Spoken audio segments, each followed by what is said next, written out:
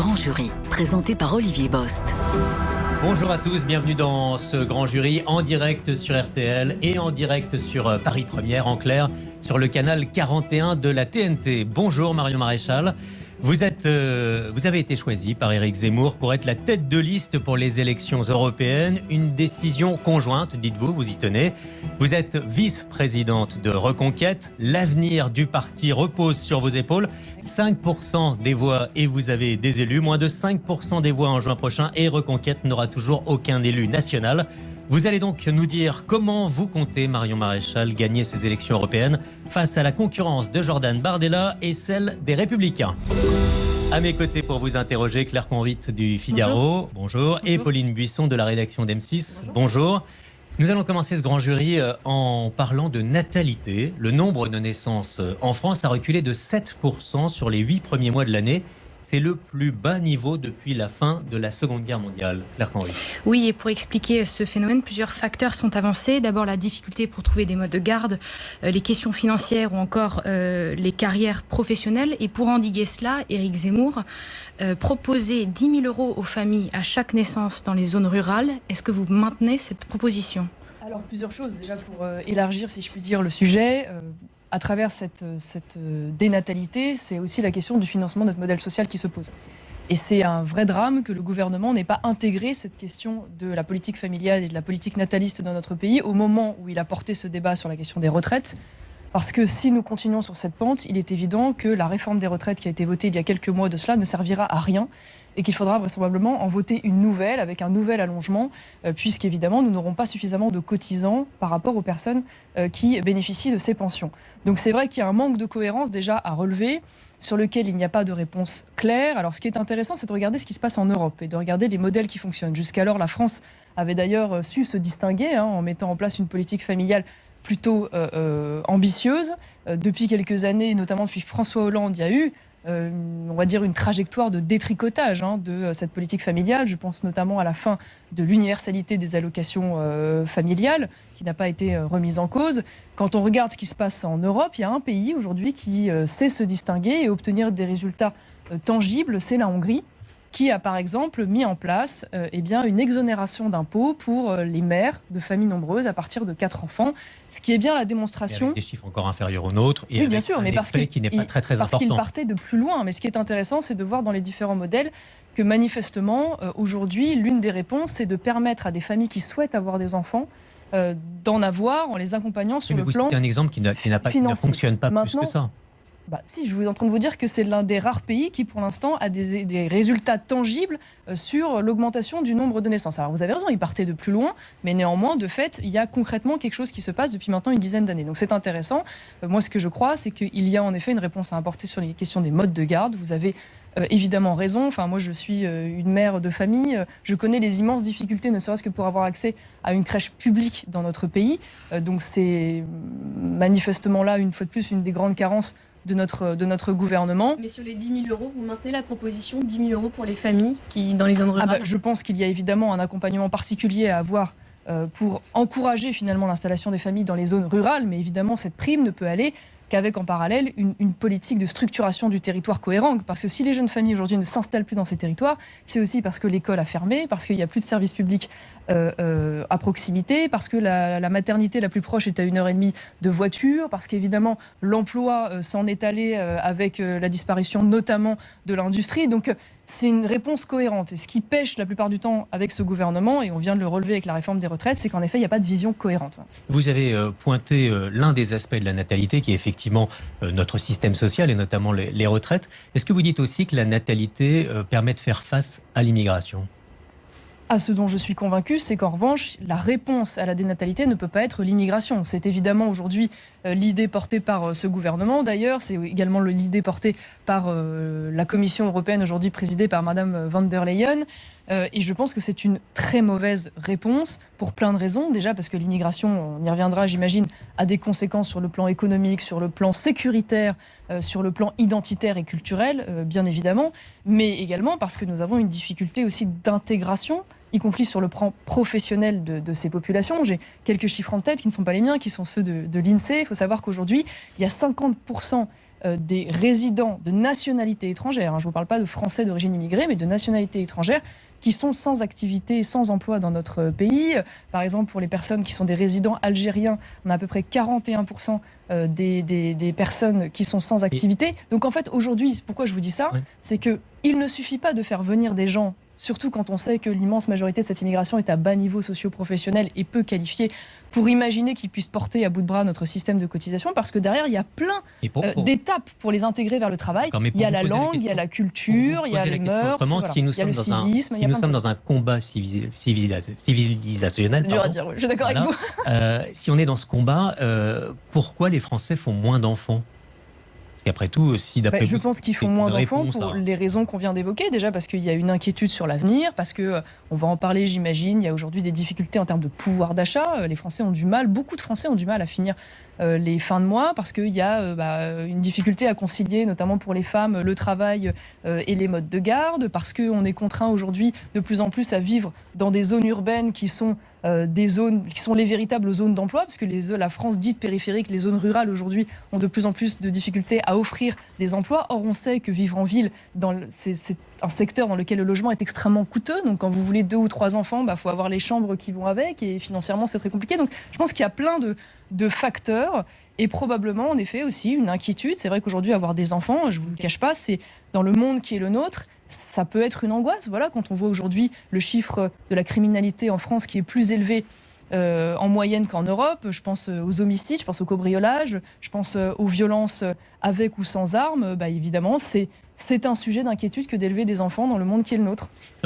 Puisqu'on parlait de l'immigration, dans toutes les enquêtes d'opinion, l'immigration n'apparaît jamais comme la première préoccupation des Français. Selon les enquêtes, c'est d'abord le pouvoir d'achat, la sécurité, le climat également. Est-ce que finalement, en étant focalisé dans votre discours en grande partie sur l'immigration, vous ne vous adressez pas à une minorité? Alors en réalité, elle fait toujours partie des premières préoccupations. Peut-être pas la première, évidemment, en fonction des circonstances. En tout cas, mais et c'est toujours 2, 3, 4e préoccupation selon. Tout dépend aussi si on parle aussi de la sécurité, parce que je vous le disais à l'instant, j'ai quelques chiffres sous les yeux, mais la réalité c'est qu'il y a aujourd'hui un lien structurel entre l'immigration et l'insécurité. Je rappelle que les personnes de nationalité étrangère sont censées représenter 7% de la population dans notre pays. Or, ils représentent 62% des agresseurs dans les transports en Île-de-France, 50% de la délinquance à Marseille et à Paris, 35% des vols sans armes, 13% des agressions sexuelles. Donc en fait, très souvent, quand les Français parlent de la préoccupation de la sécurité, il y a évidemment en parallèle cette question de l'immigration. Maintenant, vous avez raison, aujourd'hui, et pour des raisons légitimes, la question du pouvoir d'achat est la question la plus prégnante, la plus immédiate pour nos compatriotes. Néanmoins, une chose à relever quand même sur l'immigration, c'est que ça fait partie des très rares sujets en France qui font consensus. C'est-à-dire que quand vous interrogez les Français, quelle que soit leur couleur politique, d'ailleurs, la plupart du temps, ils sont majoritairement d'accord pour acter qu'il y a aujourd'hui trop d'immigration, qu'elle soit d'ailleurs légale ou illégale, qu'il faut réduire cette immigration, voire la réduire drastiquement. Donc c'est étonnant que sur l'un des rares sujets où il y a un consensus de la population, le gouvernement n'ait pas le courage d'aller justement proposer un référendum pour s'en remettre au peuple français, puisque manifestement aujourd'hui il n'a pas de majorité. On reviendra sur ces questions. Il n'a pas de majorité au Parlement pour réussir à faire voter une loi immigration. Mais juste sur les chiffres que vous citez, par rapport à la préoccupation des Français, l'Institut Harris Interactive publie une note sur ce sujet. Et en étudiant sur les 10 dernières années les chiffres, l'immigration a toujours été entre la 11e et la 14e place, donc c'est pas du tout entre la première et la 3e. Non, mais entre la 11e et la 14e préoccupation des Français. Je sais pas quelle est l'étude que vous me sortez, mais si vous essayez de m'expliquer qu'en fait l'immigration est le 15e sujet de préoccupation des Français, pardon, mais vous allez faire rire tout le monde. Excusez-moi, quand on vit dans un pays où, quand on met son enfant à l'école, on sait qu'à l'école publique, on est victime de l'offensive islamique à travers l'abaya, quand on sait le poids, je vous en ai parlé à l'instant, de l'immigration sur l'insécurité, quand on sait qu'aujourd'hui, 25% des détenus dans notre pays sont de nationalité étrangère, jusqu'à 60% dans certaines prisons, comme à Nice, quand on sait aujourd'hui le basculement culturel qu'il y a dans de très nombreux quartiers dans lesquels les Français eux-mêmes sont les premiers à dire qu'ils ne se retrouvent plus dans leur propre pays, quand on sait que chez les jeunes musulmans, la majorité d'entre eux considèrent que la charia est au-dessus des lois de la République. Mais ça fait partie, mais c'est des exemples très concrets du quotidien du ressenti des Français, qui est une angoisse très forte. Est-ce que vous convenez que l'immigration peut être une priorité chez les électeurs d'Éric Zemmour, mais peut-être pas chez l'ensemble des Français ? Je pense que c'est l'un des grands sujets de préoccupation. Et contrairement à ce que vous dites, je suis désolée de vous le dire, mais je vous ai parlé tout à l'heure des sondages sur l'inquiétude vis-à-vis de l'immigration, sur le fait qu'il y avait même eu un sondage, figurez-vous, sur cette idée du grand remplacement. Pensez-vous aujourd'hui qu'il y a un grand remplacement identitaire, culturel dans notre pays? Il y avait une fois de plus une majorité de Français qui disaient oui. Et pas seulement les électeurs d'Éric Zemmour, mais les électeurs du Rassemblement national, évidemment, les électeurs également d'Emmanuel Macron, une partie significative d'ailleurs des électeurs de gauche et une partie évidemment très large des électeurs de LR. Donc en réalité, cette angoisse, elle est transpartisane. Voilà, il n'y a que les états-majors des partis pour ne pas s'en rendre compte et être incapables donc de s'accorder au Parlement sur ce sujet. Claire Convit, une question sur l'IVG. Oui, l'IVG est au plus haut depuis 30 ans. Des chiffres ont été publiés il y a quelques jours, notamment l'an dernier, 234 300 000 IVG ont été enregistrés. Marion Maréchal, est-ce que ces données vous inquiètent ? Je trouve ça regrettable, pour une raison simple, c'est que pour moi c'est un échec. Quand on a aujourd'hui un certain nombre de systèmes de contraception qui existent et qui sont légitimement accessibles, voire même gratuits, qu'on constate encore aujourd'hui que ça augmente, c'est bien que manifestement cette politique de santé publique et d'accompagnement n'a pas fonctionné. Donc on ne peut pas se réjouir, si vous voulez, qu'il y ait une augmentation des avortements en France. On sait que pour un grand nombre de personnes, c'est quand même un choix difficile. Et je pense que derrière ça, d'ailleurs, c'est pas le cas de toutes, bien évidemment, mais il y a aussi des femmes qui recourent à cette IVG parce qu'elles ont le sentiment ou de fait, elles n'ont pas la capacité justement financière de pouvoir accueillir des enfants, surtout quand ce sont des femmes isolées. Donc moi, j'y vois quand même un échec de notre société, c'est évident. L'entrée du droit à l'IVG dans la Constitution, vous y êtes favorable ? Non, je n'y suis pas favorable. Je considère que la Constitution, c'est le pacte social qui porte, on va dire, l'essentiel du bon fonctionnement de nos institutions démocratiques. Ça n'est pas censé être un outil dans lequel on insère toutes les revendications sociétales ou de minorités. Si on commence évidemment à rentrer là-dedans, on pourrait imaginer demain qu'il faudrait intégrer dans la Constitution, je ne sais pas, par exemple le droit de changer de sexe selon la théorie du genre. Enfin, on ouvre une boîte de Pandore, alors qu'une fois de plus, c'est notre pacte fondamental, c'est ce qui réunit les Français. Je trouverais ça dommage de commencer à rentrer dans cette logique. Puisqu'on parle de la Constitution, je fais un détour, mais l'autonomie de la Corse, vous pensez que c'est une bonne chose ou pas ? Alors, je me suis beaucoup amusée des déclarations d'Emmanuel Macron parce qu'il dit, je cite, « Je respecte et je reconnais l'histoire, la culture, les spécificités corses dans la République. » Alors, moi aussi, j'aime beaucoup l'identité corse et je trouve que les Corses ont bien raison de vouloir défendre leur identité. C'est d'ailleurs un souhait que j'ai pour l'ensemble des Français et l'ensemble des régions françaises. Mais ce qui est quand même paradoxal, c'est d'avoir un président qui fait ce genre de déclaration tout en expliquant en même temps qu'il n'y a pas de culture française, tout en expliquant que le modèle finalement à défendre et à choyer en France, c'est le modèle multiculturel, c'est-à-dire la cohabitation de l'identité française avec d'autres cultures importées de l'étranger. C'est un président passif, voire complice aujourd'hui de l'islamisation de notre pays. Donc c'est vrai que j'aurais aimé que ce souhait qu'il a pour les Corses, il l'est pour l'ensemble des Français, l'ensemble des régions françaises, et qu'il se donne donc les moyens aux Français de défendre leur identité aujourd'hui menacée. Et par quels moyens au niveau de la... Et déjà par la réduction de l'immigration, une fois de plus on y revient. La question du grand remplacement, elle se pose d'abord par l'importation massive sur notre sol de populations étrangères et avec elle évidemment tous les mœurs, les valeurs, les modes de vie qui vont avec. Maintenant sur la question de l'autonomie de la Corse en particulier, moi je n'ai aucune difficulté de principe à admettre qu'il puisse y avoir des singularités de fonctionnement du fait de l'insularité de la Corse. Est-ce qu'il faut aller jusqu'à changer la Constitution ? Maintenant, attention, voilà. On ne sait pas de quoi on parle, parce que vous savez, il y a de multiples formes d'autonomie. Je connais par exemple un peu l'Italie, chacune des régions a des modes de fonctionnement très différents. Donc il faudra d'abord qu'on sache exactement ce que le président a derrière la tête avant de pouvoir vous donner un avis précis sur cette réforme potentielle. Alors sans cesse repoussé, le projet de loi immigration devrait arriver au Sénat début novembre. Auriez-vous voté le volet pour faciliter les expulsions d'étrangers en situation irrégulière ? Évidemment, de toute façon, tout ce qui va dans le sens d'une amélioration actuelle des expulsions des personnes sous OQTF est une bonne chose. Maintenant, ce qui me pose un problème, si vous voulez, dans ce projet tel qu'il se présente, c'est qu'il passe pour moi à côté de l'essentiel. Ça veut dire qu'on se pose la question en aval de la gestion des personnes arrivées, d'ailleurs le plus souvent illégalement sur le territoire, mais on ne se pose jamais la question de pourquoi ces personnes viennent en particulier sur le territoire français. J'étais il y a quelques semaines de cela à Lampedusa, donc cette fameuse île italienne qui est devenue la porte d'entrée pour l'Europe entière, qui n'est pas seulement une crise italienne, qui est vraiment la crise de l'ensemble de l'Europe. Et j'ai constaté, d'ailleurs certains de vos confrères l'ont confirmé en interrogeant ces fameux migrants sur place, que pour l'essentiel d'entre eux, ils ont le souhait de venir en France, qui est la destination finale. Et pourquoi ont-ils le souhait de venir en France ? Eh bien parce qu'ils savent qu'une fois arrivés, même illégalement sur le territoire, ils pourront déposer une demande d'asile, que même si cette demande d'asile est déboutée, eh bien, la plupart du temps, ils ne seront pas expulsés, qu'ils ont même une chance potentielle, on en reparlera, d'être régularisés, ainsi de bénéficier du regroupement familial, pourquoi pas même demain l'accès à la nationalité, particulièrement laxiste chez nous, et entre-temps, qu'ils soient d'ailleurs clandestins ou qu'ils soient étrangers légaux et ensuite, bien sûr, demain français, toute une gamme d'aides sociales particulièrement généreuses, parmi les plus généreuses d'Europe. Donc pourquoi je vous dis ça ? Parce qu'à un moment donné, la question devrait être posée autrement, c'est-à-dire comment stoppe-t-on le flux ? Comment casse-t-on aujourd'hui ces incitations à l'immigration ?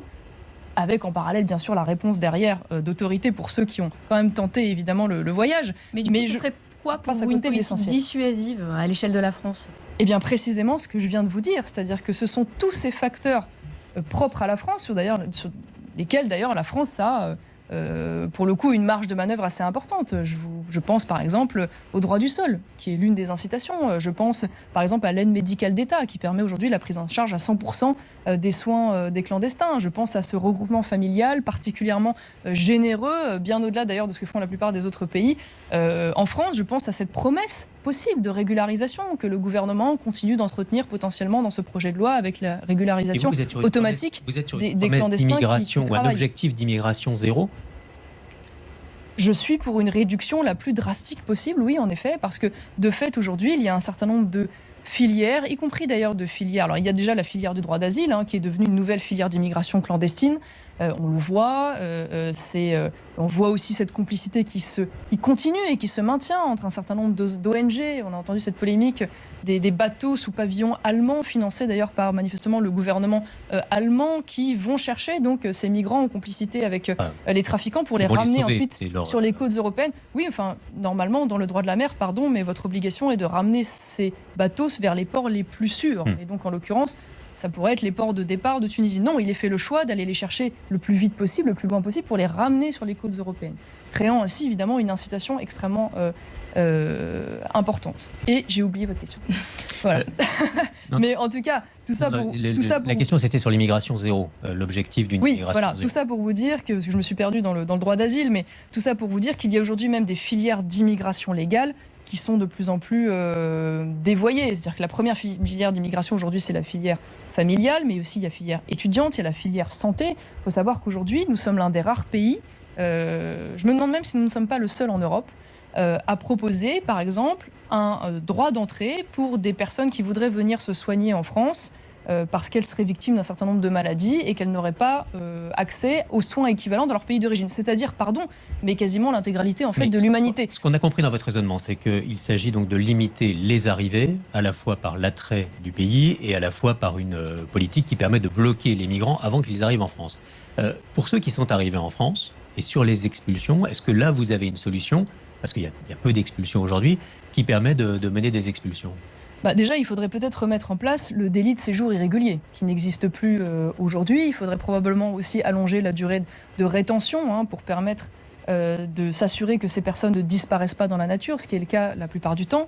Il faudrait aussi que nous ayons une politique un rapport de force beaucoup plus fort avec les pays d'origine qui refusent aujourd'hui de délivrer les fameux... On a vu les tentatives d'Emmanuel Macron avec le Maroc, avec l'Algérie, ça n'a pas fonctionné. Tentatives relativement timides, parce que bien sûr, il y a la question des visas, mais il y a la question aussi des avoirs d'un certain nombre de dirigeants ou de grands chefs d'entreprise issus de ces pays qu'ils ont en France. Il y a la question aussi beaucoup plus puissante, j'ai envie de dire, des transferts d'argent de la France vers ces pays, qui pour un certain nombre de pays représentent une part considérable ou significative de leur PIB. Donc vous voulez bloquer les possibilités pour des gens qui sont en France d'envoyer de l'argent, par exemple en Afrique ? Je crois qu'aujourd'hui, la France devrait utiliser tous les moyens possibles pour engager un rapport de force avec des pays qui se refusent à reprendre des personnes issues originaires de ces pays et qui, pour différentes raisons, manque totalement de respect à un pays quand même qui est parmi les plus engagés, notamment dans l'aide française au développement, et qui tente, je pense notamment à l'Algérie, qui a fait de multiples tentatives, malheureusement sans lendemain, pour apaiser, et je pense à tort, parce que vu le traitement aujourd'hui que nous avons de la part du gouvernement algérien, qui, pardonnez-moi l'expression, nous crache au visage toutes les semaines, peut-être en effet faudrait-il changer de stratégie. Manifestement, la bienveillance, la soumission, la repentance ne fonctionnent pas. Or, ça a été quand même, on va dire, la politique d'Emmanuel Macron, notamment vis-à-vis de l'Algérie, depuis qu'il est arrivé au pouvoir. Sur le volet régularisation, on sait que dans le projet de loi, il y a débat sur cet article 3 qui permettrait la régularisation des travailleurs sans papier dans les métiers en tension. On le sait, il y a beaucoup de pans de l'économie qui dépendent de cette immigration clandestine. Vous dites quoi? Il ne faut pas les régulariser? Qu'est-ce qu'on fait de ces postes? Je dis non, absolument non. Je considère que c'est déjà un débat que je ne comprends même pas d'ailleurs qu'on continue à l'avoir. Ça veut dire que ça fait 40 ans qu'on explique qu'il y a des métiers en tension, ça fait 40 ans qu'on fait venir l'immigration pour faire en sorte que ces métiers soient plus en tension, et ça fait 40 ans que ces métiers restent en tension. Métiers d'ailleurs, on parle du BTP, on parle de la restauration, qui sont aussi en tension d'ailleurs, y compris dans des pays comme l'Algérie. Donc on voit bien que c'est un problème lié d'ailleurs à ce type de métier. Maintenant, une fois de plus, je vous redonne des chiffres que je vous ai donnés tout à l'heure. Ces chiffres de l'INSEE, très intéressants. 50% des résidents étrangers dans notre pays n'ont pas d'activité. Mais sur ces métiers en tension, comment on fait? Pardon, ça veut dire qu'aujourd'hui, nous avons un certain nombre de personnes de nationalité étrangère que nous avons fait venir sur notre sol et qui d'ores et déjà ne travaillent pas. Donc on ne va pas aller m'expliquer que la solution, c'est d'en faire venir encore d'autres, alors même que cette solution n'a pas fonctionné. Par ailleurs, permettez-moi aussi de casser une espèce d'idée reçue qui est l'argument ultime que tout le monde nous sort à chaque fois en disant oui, mais de toute façon, les Français ne veulent pas faire ces métiers, donc on n'a pas d'autre solution que de faire venir des immigrés. Pardon, une fois de plus, les chiffres parlent d'eux-mêmes. 80% de ces métiers dans la restauration ou dans le BTP sont réalisés par des Français. Donc ça veut dire que l'immense majorité des personnes qui travaillent dans ce secteur sont des Français. Voilà. Donc ça veut dire qu'il n'y a pas quelque chose d'insurmontable à faire en sorte que ces Français y travaillent. Maintenant, posons-nous les bonnes questions, c'est-à-dire que plutôt que de recourir une fois de plus à l'immigration avec tout ce que ça implique et les difficultés d'insertion que ça implique, posons-nous la question de savoir s'il n'y a pas un problème dans notre pays relativement au coût du travail, donc à la capacité de payer dignement relativement à la difficulté de ces travaux les personnes qui les réalisent. Posons-nous la question de savoir s'il n'y a pas aujourd'hui une politique d'assistanat qui détourne du travail et qui fait qu'un certain nombre de personnes, finalement, choisissent plutôt la facilité de l'assistanat plutôt que d'aller dans ce travail, justement. Posons-nous la question de savoir s'il n'est pas trop compliqué pour ces chefs d'entreprise et ces patrons de pouvoir payer aussi correctement leurs salariés, parce que, justement, ce salaire leur coûte presque le double en termes de charges. Voilà, donc posons-nous les questions autrement plutôt que de recourir à des solutions qui ont déjà démontré qu'elles ne fonctionnaient pas. À propos de salaire, d'emploi, d'inflation, est-ce que vous pensez qu'il faut baisser les taxes sur l'essence? Alors, ce qui est vrai, c'est que le prix du baril aujourd'hui est à peu près à $90. Il y a 10 ans de cela, c'était le même prix. Et pourtant, il y a 10 ans, le carburant était à 1,50 € et aujourd'hui, il est proche des 2 €. Et la seule chose qui a changé dans ces 10 ans, c'est le niveau des taxes. Donc il est évident qu'il y a une part de responsabilité. Et les bénéfices des pétroliers. De l'État probablement aussi, mais en fait l'essentiel quand même du prix du carburant, on en a suffisamment parlé, c'est quand même les taxes que l'État prélève évidemment sur ce carburant. En fait, à travers ce sujet, je trouve qu'il serait judicieux d'avoir une réponse plus générale sur la philosophie économique qu'on doit avoir dans ce pays. C'est-à-dire qu'aujourd'hui, chaque fois qu'il y a une difficulté et grave sur la question par exemple du carburant et avec tout ce que ça implique en termes de difficultés quotidiennes pour nos compatriotes, on va réfléchir le concours de l'épine, du chèque, de la prime, de l'accompagnement. Et sur ce sujet, selon moi, la réponse, une fois de plus, c'est d'abord de savoir, plutôt que l'État nous rende un peu de ce qu'il nous a pris, beaucoup, peut-être se poser la question de savoir comment l'État peut nous prendre moins. Donc, ça veut dire que pour vous, l'État n'est pas là pour atténuer les effets de l'inflation? Je pense que l'État prend aujourd'hui beaucoup trop dans la poche des Français. Voilà. Et que quand il les restitue de façon imparfaite et très souvent d'ailleurs, entre-temps, avec beaucoup de gabegie. Je m'explique. Ceux qui sont taxés, comme vous dites, et ceux qui sont aidés ne sont pas nécessairement les mêmes pour le coup. Oui, d'accord, mais prenons un peu de hauteur si vous me donnez 2 minutes. Aujourd'hui, sur 1 000 € de dépenses publiques, nous avons 575 € de dépenses sociales. À côté de ces 575 € de dépenses sociales, nous avons 35 € pour la défense, nous avons 23 € pour la sécurité et nous avons 7 € pour la justice. En parallèle de ça, donc vous voyez bien quand même il y a un petit déséquilibre, c'est-à-dire que l'État quand même est quand même bien moins engagé sur ces fonctions qui sont pourtant ces fonctions légitimes, centrales, essentielles, que sur la dépense sociale qui fait de nous d'ailleurs le record mondial des dépenses sociales par PIB. En parallèle de ça... Il y a les retraites, etc. Oui, non mais j'y viens. Les chiffres comme ça semblent très Non mais j'y viens impressionnants, parce que c'est intéressant, ça montre un équilibre. En parallèle de ça... Il y a aussi les retraites, etc. C'est un peu plus compliqué que ça. Tout à fait, mais c'est 1 000 € de dépenses publiques. J'ai pas dit 1 000 € d'ailleurs de dépenses nécessairement. 1 000 € de dépenses. Ouais. Nous avons en parallèle de ça un record de prélèvements obligatoires. On n'a jamais payé autant d'impôts et de taxes en France, plus de 1 000 milliards par an. Donc la question se pose de savoir, et avec une efficacité relative. Moi, ce que j'ai envie de dire aux Français, c'est que si on est dans cette situation, parce qu'ils voient bien la dégradation de leurs services publics, en parallèle, évidemment, de taxes et d'impôts de plus en plus élevés, et un État de moins en moins efficace sur ses fonctions essentielles, et de plus en plus État nounou, si je peux me permettre cette expression. Et bien, ce que je veux dire aux Français, c'est que si nous en sommes là, c'est parce que depuis des décennies, il y a une explosion de l'assistanat, il y a une explosion d'immigration, il y a une explosion de la fraude, et il y a une explosion de la gabegie de l'État. Donc, en fait, moi, la philosophie économique qui m'anime, c'est toujours de dire comment nous pouvons faire en sorte de mettre des économies en face d'une moindre taxation. Et quand je dis moindre taxation, je pense à une chose très précise qui pour moi est le sujet central qui n'est jamais abordé pour le pouvoir d'achat des Français. C'est comment fait-on en sorte que l'État prélève moins en termes de cotisation d'ailleurs salariale ou patronale sur les salaires. Parce que le pouvoir d'achat, c'est d'abord l'argent que vous gagnez et qui reste dans votre poche. Et de ce point de vue-là, je constate qu'il n'y a aucune vision particulière pour justement faire en sorte que le salaire brut et le salaire net se rapprochent et ainsi rendre du pouvoir d'achat aux Français chaque mois. Marion Maréchal, on va parler dans la seconde partie, dans un instant, du grand jury, de votre défi, celui des européennes. Gagner les européennes, vous allez nous expliquer comment vous allez vous y prendre. À tout de suite.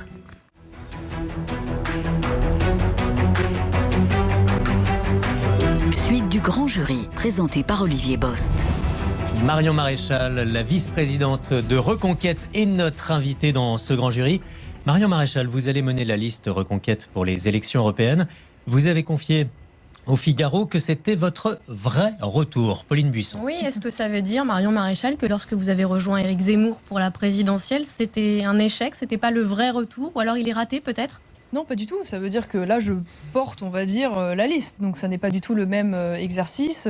Moi, je ne considère pas que l'aventure d'Éric Zemmour à la présidentielle soit un échec. Ce que je vois après maintenant presque 2 ans d'existence, c'est un parti qui se positionne comme le 4e parti en France. Sans élu national, pour l'instant. Pardon, mais ça fait 1 an et demi que ce parti existe. C'est assez inédit dans l'histoire, qui a le plus grand nombre d'adhérents, qui aujourd'hui, dans les sondages, alors que la campagne n'a pas encore véritablement commencé, est autour de 8%, 7-8% dans les sondages, ça veut dire 7 à 8 députés européens, alors qu'il nous reste encore 8 mois. Donc, quel est votre objectif justement pour je vois beaucoup de perspectives enthousiasmantes. Et une fois de plus, je continue là-dessus, si je rejoins Éric Zemmour, c'est pas par rapport au score des uns et des autres, parce que sinon j'aurais dû rejoindre Emmanuel Macron avec ce genre de raisonnement. Si je rejoins Éric Zemmour, c'est parce qu'il correspondait à la ligne et à la stratégie que j'ai toujours défendue, même quand j'étais au Rassemblement national, c'est-à-dire une ligne qui est à la fois bien sûr la défense de l'identité, je ne vais pas m'y attarder, un attachement particulier aux libertés économiques et à moins d'étatisme, on en a parlé aussi à l'instant, un positionnement plus conservateur sur les sujets de société, résolument hostile à tout ce qui relève de la propagande LGBT, woke, à l'arrivée des mères porteuses et d'autres sujets. Mais qu'est-ce qui fera que ce retour sera réussi ?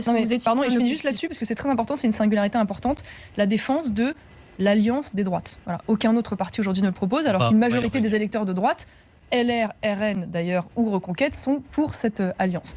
Voilà. Maintenant, ce qui fait juste en termes d'objectifs, est-ce que vous avez un objectif ? Eh bien, l'objectif, c'est d'avoir des députés européens. Donc, vous l'avez dit, il faut faire plus de 5%. Un minima 5%. La chance que nous avons, c'est que c'est un mode de scrutin qui n'a rien à voir avec les élections présidentielles. C'est un mode de scrutin à un tour proportionnel intégral. Ça veut dire que les députés se cumulent, ne s'annulent pas. Il n'y a pas une question d'éliminer quelqu'un par rapport à l'autre. Et j'ajouterais, parce que ça c'est un enjeu aussi européen important qui va avec l'enjeu national, c'est que nous avons l'occasion historique, pour la première fois, de faire basculer la majorité au Parlement européen. Aujourd'hui, cette majorité est tenue par le centre, alliée à la gauche, aux socialistes, aux Verts. C'est la majorité de Madame von der Leyen, à laquelle appartiennent d'ailleurs les LR, il faut quand même le rappeler.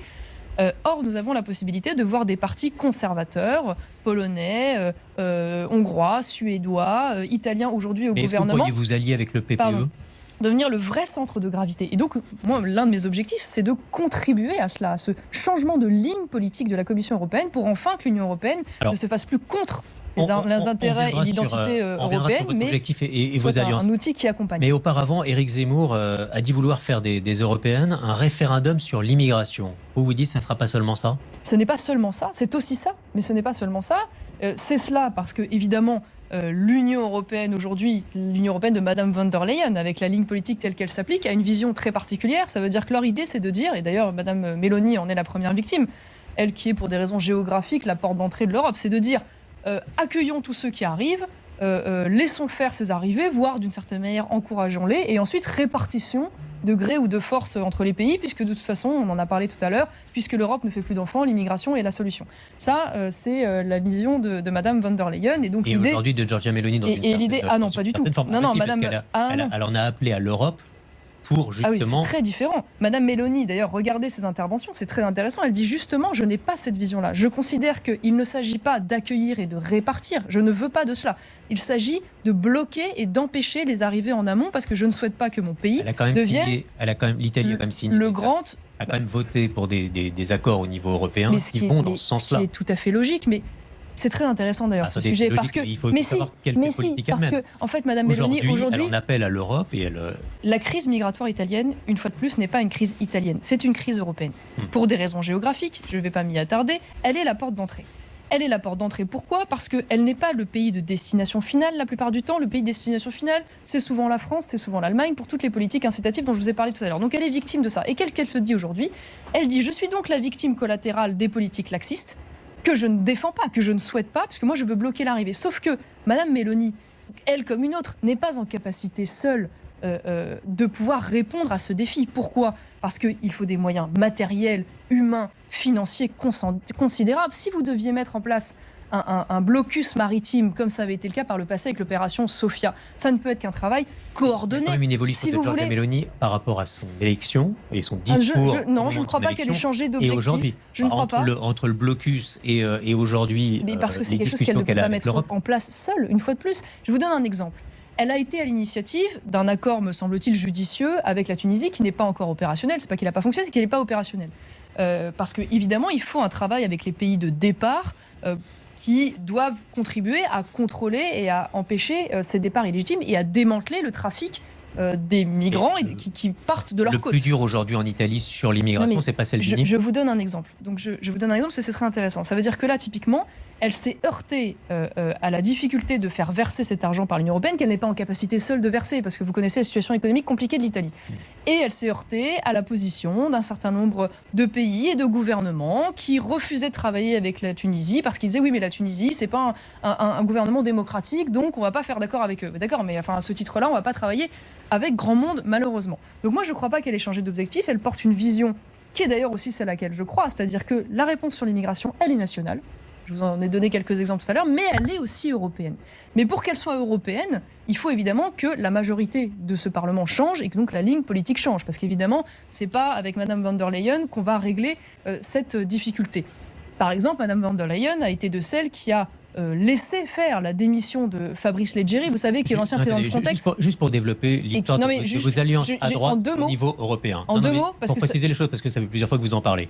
S'il y a Marine Le Pen qui fait alliance avec un certain nombre d'autres partis au niveau européen, si vous faites une alliance avec d'autres partis européens, comment vous pouvez dire que vous serez une nouvelle majorité? Et si vous n'allez pas jusqu'au PPE, comment vous faites une majorité? Intéressant justement sur le Rassemblement national, parce que sur ce point précis donc de la vision et du rôle que doit avoir l'Union européenne, il y a indéniablement un désaccord, puisque sur la question de la crise de Lampedusa et la crise en Italie, Marine Le Pen a expliqué par exemple que la réponse ne pouvait être que nationale, que l'Union européenne n'avait rien à y faire. Moi, je ne fais plus, j'ai pas tout à fait cette vision. Je pense que le défi, il est civilisationnel, il est européen. Si je souhaite que Paris reste Paris, je souhaite aussi que Rome reste Rome, que Madrid reste Madrid. Et donc, je pense qu'il y a un accompagnement et une coordination en supplément. Est-ce que vous diriez que vous êtes plus pro-européenne que Marine Le Pen? Je ne suis pas pro-Union européenne telle qu'elle existe aujourd'hui. En revanche, je considère que l'échelon européen a des choses à faire et a des choses à dire. Voilà, si tant est qu'il se positionne au bon endroit et avec avec la bonne ligne. Du coup, vous êtes quoi, eurosceptique, europhobe? Comment vous qualifiez-vous?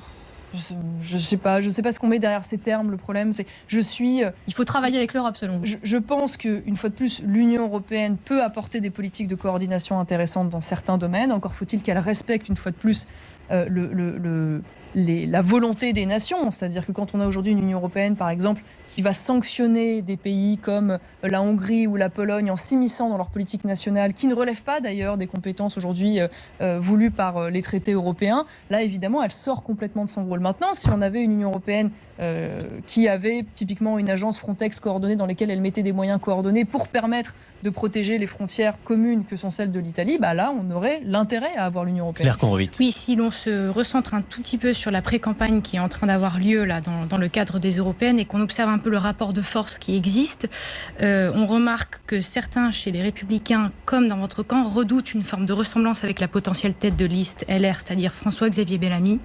Est-ce que vous reconnaissez une forme de gémellité ou est-ce que, selon vous, vous avez de vraies différences avec François-Xavier Bellamy?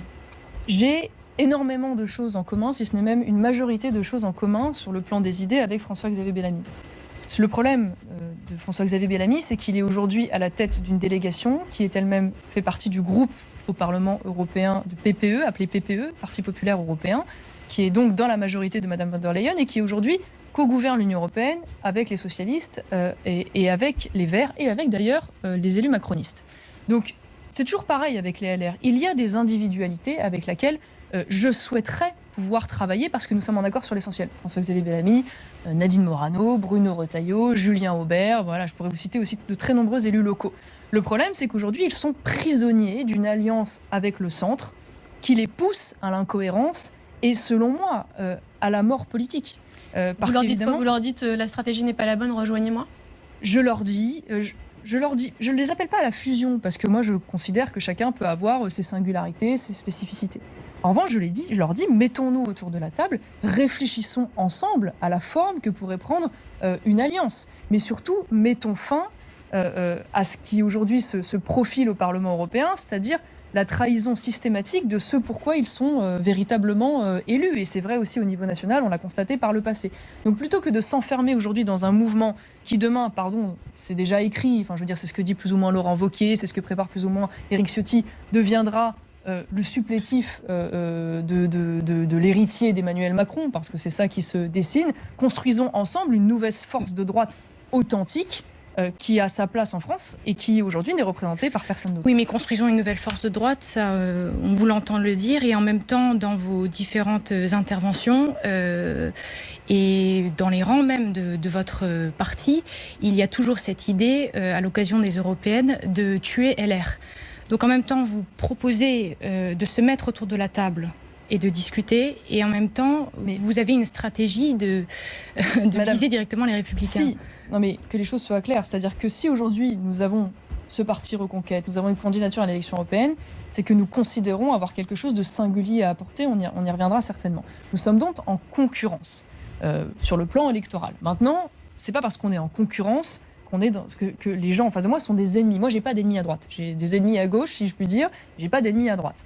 La preuve, c'est que ce sont des gens avec qui je suis prête à travailler. Maintenant, ce à quoi je voudrais mettre fin à l'occasion de ces élections européennes, c'est une fois de plus, ambivalence des LR au Parlement européen qui participe d'une ligne idéologique qui est celle de Mme von der Leyen et qui a conduit à toutes les politiques que nous connaissons depuis quelques années. Je ne vais pas m'y attarder. Donc ce que je souhaiterais, c'est qu'avec les personnes identifiées des LR, avec qui nous avons des choses en commun, c'est pas vrai de tout le monde chez les LR, nous soyons capables enfin de sortir avec eux de cette ambiguïté pour construire avec eux quelque chose de nouveau. Et je pense que ça passera, une fois de plus, plus Reconquête sera fort à l'occasion de ces élections, plus il aura d'élus, plus le signal sera envoyé par les Français de cette volonté d'allier les droites et de cette volonté d'une nouvelle offre politique qui finit avec les alliances contre nature avec le prête à discuter avec Jordan Bardella. Lui ne désespère pas, dit-il, de vous voir rejoindre le camp de ceux qui peuvent gagner, ce sont ses mots. Vous en avez parlé avec lui ou c'est pour l'instant que des échanges par médias interposés ? Alors, déjà, petit rappel, donc la défense de l'Alliance des droites, c'est quelque chose que je défends depuis toujours. Au moment des élections législatives, d'ailleurs, Reconquête avait proposé que tout le monde se mette autour de la table. Là, on parle des Européens. Oui, mais c'est intéressant parce que refaisons l'historique. Les LR et le Rassemblement national à l'époque avaient refusé, et c'est regrettable parce qu'il y avait des sondages qui montraient qu'on aurait pu obtenir une majorité relative avec cette alliance, alors qu'aujourd'hui, évidemment, nous en sommes très loin. J'ai cru voir, je ne vais pas vous mentir, j'ai cru percevoir une évolution de la part de Jordan Bardella il y a 2 semaines de cela. Et quand j'ai de nouveau tendu la main en disant « Ok, j'ai cru comprendre que du coup on pouvait discuter, mettons-nous autour de la table », la porte a été immédiatement refermée en disant « Non. » C'est-à-dire que vous l'avez sollicité ? Mais on a eu même des échanges, on va dire, même publics. Il y a eu des réponses publiques, parce que ça ne nous concerne pas nous et nos petites personnes, ça concerne aussi les gens Pour vous, il a publiquement fermé la porte. qu'on Il y a quelque chose qui nous a en fait, échappé. Ce qu'il dit, non mais soyons clairs, ce qu'il dit en fait, c'est nous ne voulons rien à côté du Rassemblement national, et donc que tous ceux qui défendent l'Alliance, en fait, rejoignent le Rassemblement national. Je pense que c'est une erreur. C'est une erreur pour qui veut que les idées que nous partageons, parce que nous en avons, que nous partageons, arrivent aux affaires. Aucun parti politique, pas plus le Rassemblement national d'ailleurs qu'un autre, ne peut gagner seul. Tout nous le démontre dans l'histoire de nos institutions. C'est pour ça d'ailleurs que Emmanuel Macron a travaillé avec d'autres partis. C'est pour ça que la gauche a fait la NUPES. Donc je pense que c'est une illusion qui condamne à l'échec. Et je trouve que sur les élections européennes, par ailleurs, comment dire, quand j'entends dire, je trouve ça dommage, quand j'entends dire oui, la candidature de Reconquête n'a aucune plus-value, elle ne sert à rien. Je trouve qu'il y a une erreur sur ce qu'est cette élection. Ne nous trompons pas d'enjeu.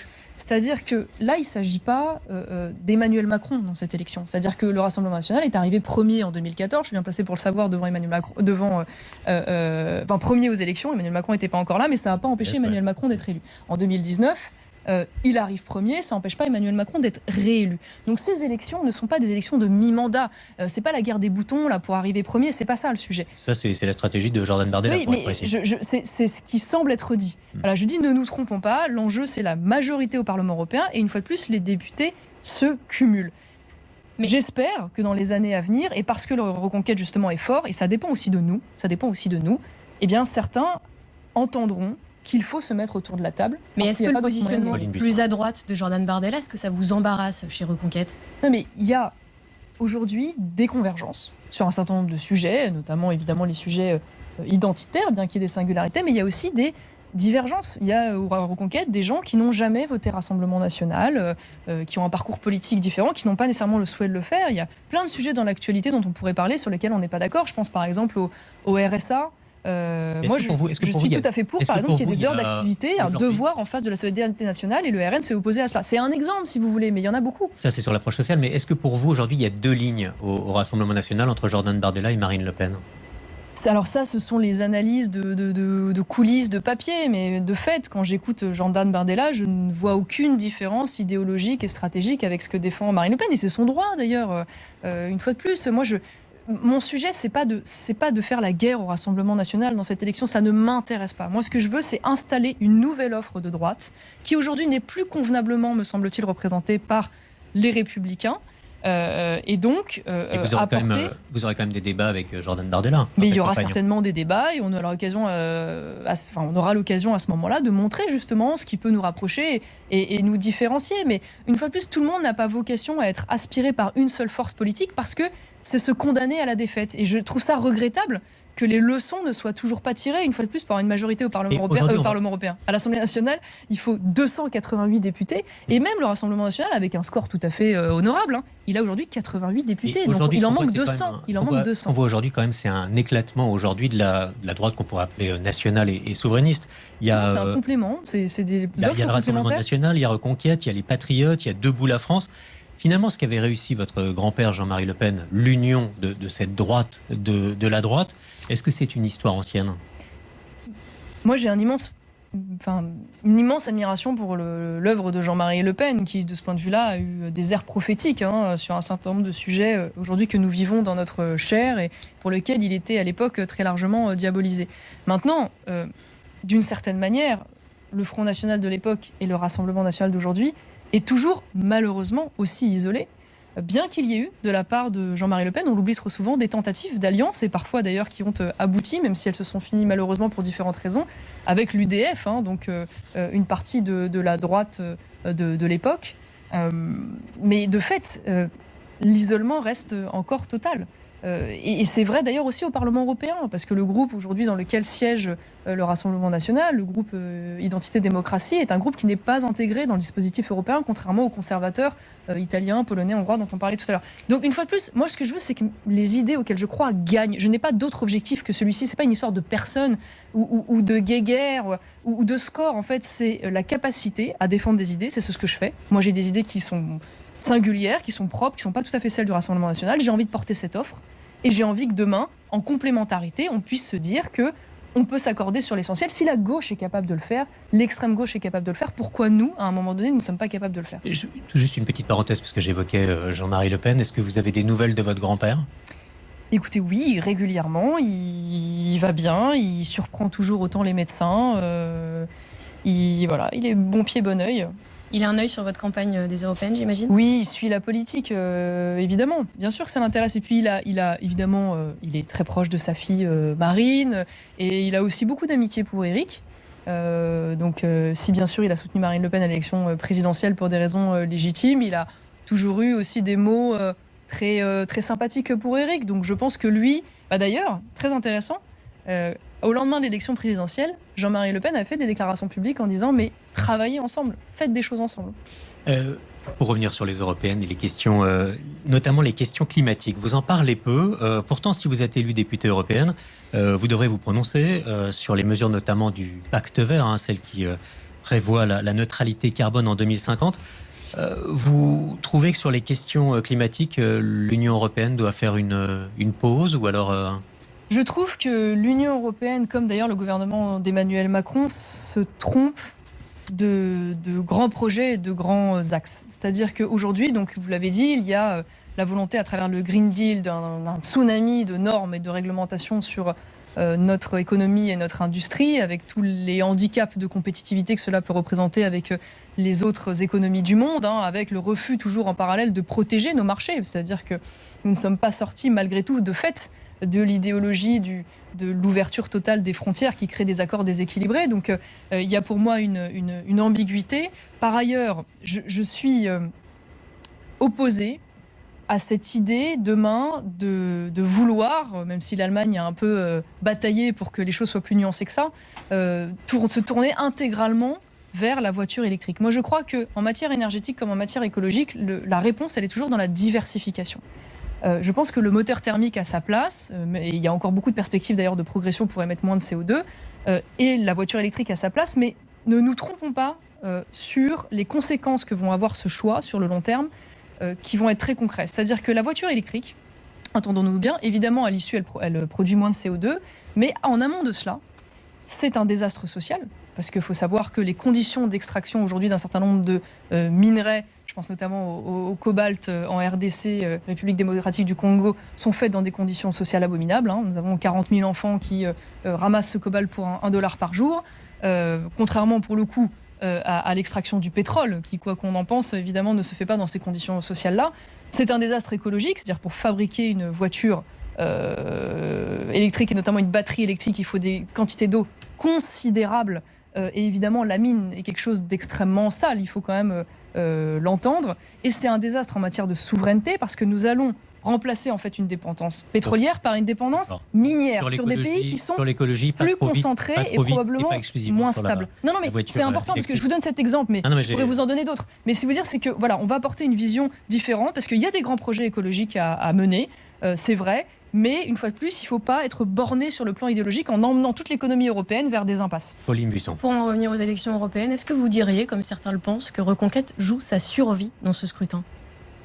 Moi, j'ai toujours entendu dire qu'en politique, on n'était jamais mort, en réalité. Donc, j'aime pas ces jugements définitifs de dire « Ah bah, vous êtes planté là, donc c'est fini ». J'ai entendu la même chose après les élections législatives, pardon, mais vous avez expliqué, ou même après les présidentielles, on a dit « c'est fini, c'est mort ». Voilà, or... c'est quand même un coup d'arrêt si vous n'arrivez pas au 5%. Non, mais il faut construire les choses par étapes. Mais je veux dire, aux élections présidentielles, il y a 2,5 millions de Français qui ont voté pour Éric Zemmour. C'est plus quand même que le Parti Socialiste et les LR réunis. Il y a 1,5 million de Français qui ont voté aux élections législatives malgré un contexte très compliqué. Vous l'avez relevé. Aujourd'hui, une fois de plus, nous nous situons comme le 4e parti. Nous sommes aux européennes au même niveau que d'autres partis qui sont pourtant pris très au sérieux. Je pense à la LFI ou au Vert. ou même aux Républicains, on est à peu près dans les mêmes... La question pourrait être directe. Dans les mêmes si vous ne gagnez pas, est-ce que vous abandonnez? Non, mais ce que je veux dire, c'est que j'aime pas les jugements définitifs. Vous prendrez une distance avec la politique. Je ne vois rien.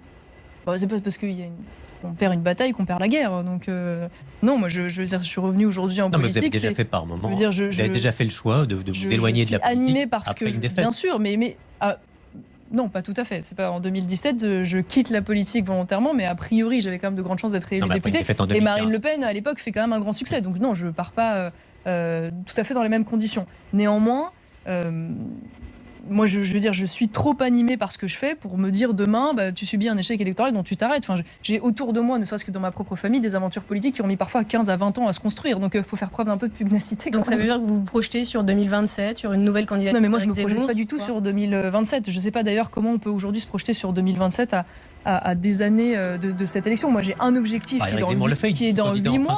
Et j'ai dit par ailleurs, et je le redis aujourd'hui, que bien sûr, pour moi, Éric Zemmour est le candidat naturel de notre camp, s'il a le souhait, bien sûr, de partir. Mais je crois que lui-même, aujourd'hui, se laisse le temps pour des raisons évidentes. Merci beaucoup, Marion Maréchal, pour ce grand jury. Bon dimanche à tous et à la semaine prochaine.